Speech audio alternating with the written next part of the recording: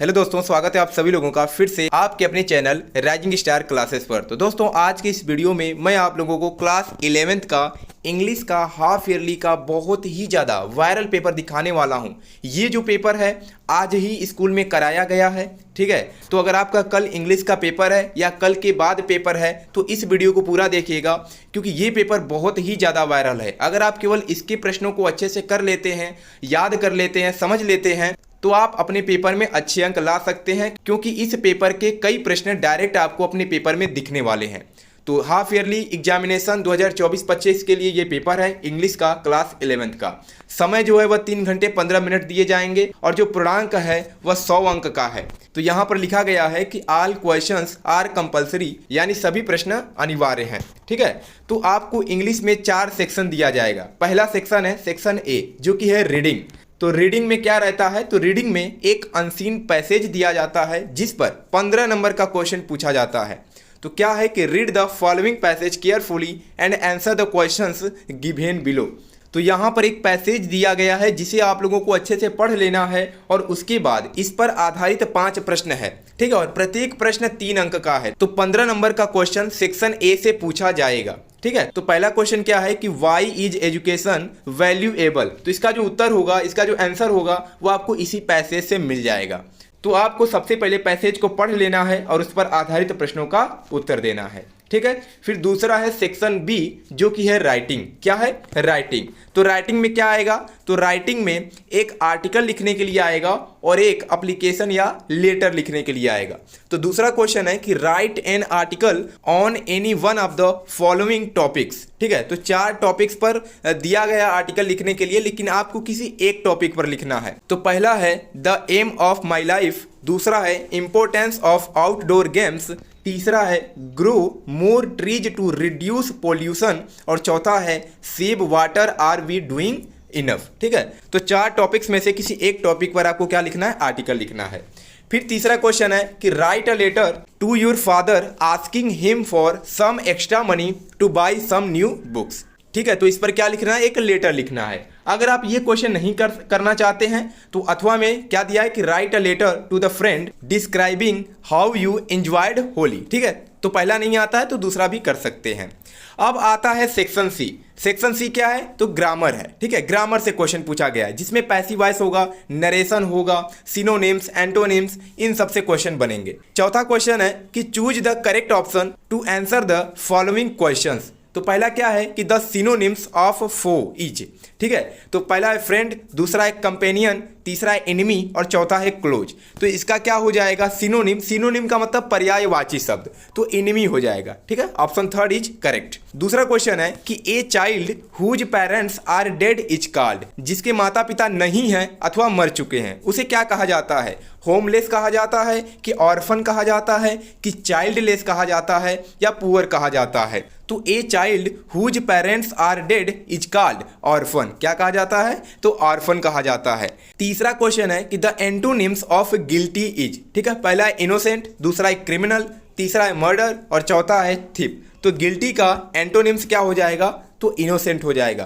क्या हो जाएगा, इनोसेंट। चौथा क्वेश्चन है कि the phrase black sheep means, पहला ऑप्शन है जेंटल, दूसरा है a person with bad name, a sheep of black colour और चौथा है famous man. The phrase black sheep means क्या हो जाएगा, तो ऑप्शन 2 हो जाएगा a person with bad name. Black ship का मतलब बुरा व्यक्ति या कलंकित व्यक्ति, तो उसे क्या कहा जाता है, एक ऐसा व्यक्ति with bad name. Bad name का मतलब यहाँ पर नाम बुरा नहीं होगा, वो बुरा व्यक्ति ही रहेगा। तो दूसरा ऑप्शन क्या होगा, करेक्ट होगा। ई नंबर क्वेश्चन है कि which of the following sentence is correct, मतलब 4 सेंटेंस में से कौन सा सेंटेंस जो है वह करेक्ट है। पहला है कि गोपाल वाज इल 4 डेज, यानी गोपाल बीमार था 4 दिनों से। तो जब भी दिन लगता है यानी अनिश्चित समय के लिए हम फॉर का यूज करते हैं, किसका, फॉर का। तो यहाँ पर केवल फॉर यानी कि गिनती के लिए किया गया, FOR का यूज नहीं किया गया है, इसलिए पहला ऑप्शन नहीं होगा। अगर यही लिखा होता कि Gopal was ill for 4 days तो ये करेक्ट हो जाता। दूसरा है Gopal has been ill for 4 days, तो ये तो नहीं होगा। तीसरा है Gopal is ill for 4 days, तो ये ऑप्शन हम करेक्ट मान सकते हैं, ठीक है। वाज की जगह क्या लगा है, इज लगा है। तो गोपाल 4 दिन से क्या है, बीमार है, तो ऑप्शन 3 करेक्ट हो जाएगा। तो ये 5 क्वेश्चन पूछा गया था, ऑप्शनल क्वेश्चन, ठीक है। सिनोनिम, एंटोनिम, फ्रेज और कौन सा करेक्ट होगा इन सब से। अब 5वें में पहला क्वेश्चन है कि change any one of the following sentences into indirect form of speech, यानी इस सेंटेंस को हमें इनडायरेक्ट स्पीच में बदलना है। तो पहला सेंटेंस है कि the father said to his son, ठीक है, यहां पर सन कर दीजिएगा।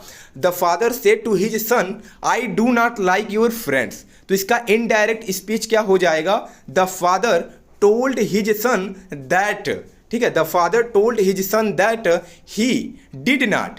तो ये सेंटेंस प्रेजेंट इंडिफिनिट टेंस में है, तो प्रेजेंट इंडिफिनिट जो होता है वो पास्ट इंडिफिनिट में चेंज हो जाता है। तो क्या हो जाएगा, ही डिड नॉट लाइक, योर क्या होता है ऑब्जेक्ट के अनुसार चेंज होता है, तो हिज सन का ऑब्जेक्ट क्या हो जाएगा, तो हिज हो जाएगा।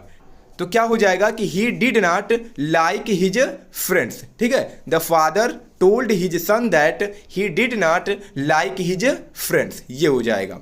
दूसरा है कि Monica said to me why did you break my glass, ठीक है, क्लास नहीं ग्लास रहेगा, क्या रहेगा, ग्लास यस्टरडे, ठीक है। तो क्या हो जाएगा इसका, जब भी वाई से दूसरा सेंटेंस होता है तो यहाँ पे हम क्या करते हैं, सेड टू को आस्क्ड में चेंज करते हैं। तो मोनिका आस्क्ड मी, और करता क्या बनता है, तो वाई ही बन जाता है। तो Monica asked me why, you का क्या हो जाएगा, तो आई हो जाएगा, क्योंकि यू ऑब्जेक्ट के अनुसार चेंज होता है और ऑब्जेक्ट के स्थान पे क्या है, मी है, तो मी का अगर हम सब्जेक्ट बनाएं तो आई हो जाएगा।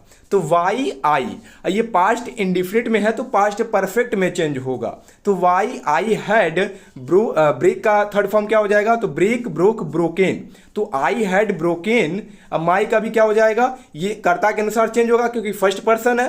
तो मोनिका का क्या हो जाएगा, तो यहाँ पे हम क्या करेंगे, ऑब्जेक्ट लगाएंगे तो हर मिलेगा, क्या होगा, हर हो जाएगा। यानी why I had broken her glass the previous day, ठीक है। तो ऐसे आपको नरेशन बनाना है। फिर बी क्वेश्चन है कि transfer any one of the following sentences is directed in the brackets. पहला है मोहन किल्ड अ लायन, हमें पैसिव वॉइस में चेंज करना है, तो a lion was killed by Mohan, ठीक है। The box is too heavy for me to lift it, too का स्पेलिंग रहेगा TOO, यहाँ पर मिसप्रिंट हो गया है, क्या रहेगा, TOO रहेगा। तो इसे हमें क्या करना है, निगेटिव में चेंज करना है। तो क्या हो जाएगा, the box is so heavy that I can not lift it हो जाएगा, ठीक है। फिर सी क्वेश्चन है कि change any one of the following is directed. पहला है it was cold no one went out, simple sentence में बदलना है, मतलब एक वर्ब होनी चाहिए। तो क्या हो जाएगा, इट बीइंग कोल्ड, ठीक है, it being cold no one went out, तो ये हो जाएगा इसका सिंपल सेंटेंस। दूसरा है कि Sheela must work hard to succeed, क्या है, Sheela must work hard to succeed. तो हम क्या करेंगे, इसे कंडीशनल सेंटेंस यानी इफ में बनाएंगे, ठीक है, क्या करके, इफ लगा करके। तो क्या हो जाएगा, if Sheela wants to succeed, यानी यदि शीला सफल होना चाहती है, ठीक है, if Sheela wants to succeed comma she must work hard, यदि शीला सफल होना चाहती है तो उसे क्या करना पड़ेगा, कठिन परिश्रम करना चाहिए। तो ये हो जाएगा कंपाउंड सेंटेंस। फिर पांचवा क्वेश्चन है, चौथा D number, use the following words in your sentences so as to bring out the differences in their meanings. तो पहला है एक्सेप्ट और दूसरा है एक्सेप्ट, ठीक है। तो हमें क्या करना है, दोनों वर्ड से एक एक सेंटेंस बनाना है और दोनों वर्ड का जो मीनिंग होता है वह अलग अलग होता है, अर्थ अलग अलग होता है। तो एक्सेप्ट का अर्थ होता है स्वीकार करना और एक्सेप्ट का अर्थ होता है के अलावा, ठीक है। तो सेंटेंस बना दीजिएगा। Translate the following into English, English में क्या करना है, तो ट्रांसलेट करना है। तो क्या दिया है कि कुछ मेंढक एक छोटे तालाब में रहते थे, यानी इसका क्या हो जाएगा इंग्लिश ट्रांसलेशन कि some frogs lived in a small pond, ठीक है। तालाब के पास एक स्कूल था, there was a school near the pond. कुछ शैतान लड़के एक दिन तालाब के पास खेलने गए। One day some naughty boys went to play near the pond, उन्होंने तालाब में पत्थर फेंकना आरंभ कर दिया। तो दे मतलब वे या उन्होंने, तो दे स्टार्टेड शुरू कर दिया, आरंभ कर दिया। They started to throw the stones in the pond. कुछ मेंढक उन पत्थरों से घायल हो गए। Some frogs got injured from those stones. एक मेंढक बच्चों से कहा, a frog said to the children या चाइल्ड्स, तालाब में पत्थर मत फेंको, don't throw stones in the pond. एक लड़के ने उत्तर दिया, ए बॉय रिप्लाइड, ठीक है, ए बॉय रिप्लाइड, हम तुम्हारे कारण पत्थर फेंकना बंद नहीं कर सकते। We can not stop to, ठीक है, we can not stop to throw the stones because of you. क्योंकि पत्थर फेंकने से हमें आनंद मिल रहा है। बिकॉज, ठीक है, क्या हो जाएगा, because we are getting pleasure, ठीक है, वी आर गेटिंग प्लीजर, हमें आनंद मिल रहा है पत्थर फेंकने से। फ्रॉम थ्रो द स्टोन्स, ठीक है, तो ये क्या हो जाएगा, ट्रांसलेट इनटू इंग्लिश। अब आता है सेक्शन डी, जो कि क्या है, लिटरेचर है। यानी इसमें जो क्वेश्चंस पूछे गए हैं ये आपकी किताब से पूछे गए हैं, यानी प्रोज से पूछा गया है, पोएट्री से पूछा गया है और सप्लीमेंट्री रीडर से पूछा गया है। तो 7वां क्वेश्चन है, answer any one of the following questions in about 120 to 150 words. पहला क्वेश्चन क्या है कि describe the changing relationship between the author and his grandmother, did their feeling for each other change. ठीक है, अगर आपको पहला नहीं आता तो नीचे वाला क्वेश्चन कर सकते हैं, what difference did you notice between the reaction of the adults and the children when faced with danger. तो ये क्वेश्चन आपको 120 से 150 शब्दों में लिखना है। फिर 8वां क्वेश्चन है कि answer the two of the following questions in not more than 30 to 40 words, यानी 30 से 40 शब्द से ज़्यादा नहीं होना चाहिए इसका उत्तर।